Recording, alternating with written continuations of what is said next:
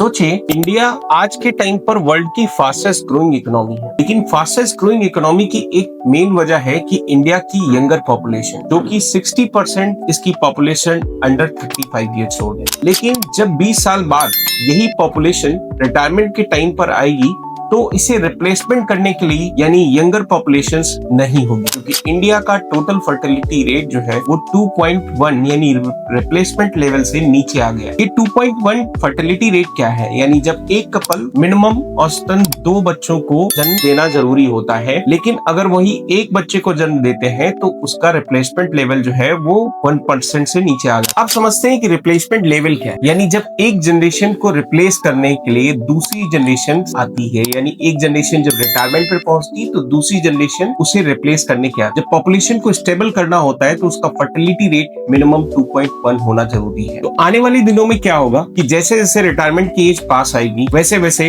Dependency level और बढ़ेगा और वर्किंग एज की पॉपुलेशन, तो ये प्रॉब्लम जो है ऑल ओवर इंडिया देखी जाए तो अगर अज्यूम कर रहे हैं कि आपका रिटायरमेंट बच्चे संभाल लेंगे तो ये आपके लिए एक गलतफहमी साबित हो सकती है। लेकिन फ्यूचर में भी हमारे बच्चों पर भी रिस्पॉन्सिबिलिटी होगी, उनकी करियर्स, उनकी एजुकेशन प्लानिंग, उनकी रिटायरमेंट। तो अगर सारा दारोमदार उन्हीं पर होगा तो हमारी रिटायरमेंट की प्रॉब्लम्स कैसे सॉल्व आउट होगी? तो इसके लिए सोल्यूशन क्या है? डिपेंडेंसी से फाइनेंशियल इंडिपेंडेंसी, यानी आज से ही 3 चीजों पर फोकस करिए। सबसे पहला रिटायरमेंट नंबर, यानी आपको रिटायरमेंट के टाइम पर कितना कॉर्पस चाहिए। दूसरा है इन्फ्लेशन प्रूफ इन्वेस्टिंग, सिर्फ सेविंग अकाउंट या ट्रेडिशनल सेविंग पर डिपेंडेंट मत रहिए। लॉन्ग टर्म गोल्स के लिए ग्रोथ ओरिएंटेड इन्वेस्टमेंट टूल्स देखिए, जिसमें म्यूचुअल फंड, स्टॉक्स या फिर अपने पीएमएस और एआईएफ का भी सहारा लीजिए। तीसरा सबसे इंपॉर्टेंट है रिटायरमेंट इनकम प्लान। सिर्फ कॉर्पस बनाना जरूरी नहीं है, जरूरी है रिटायरमेंट के बाद भी रेगुलर इनकम। और सबसे इंपॉर्टेंट रिटायरमेंट की प्लानिंग रिटायरमेंट के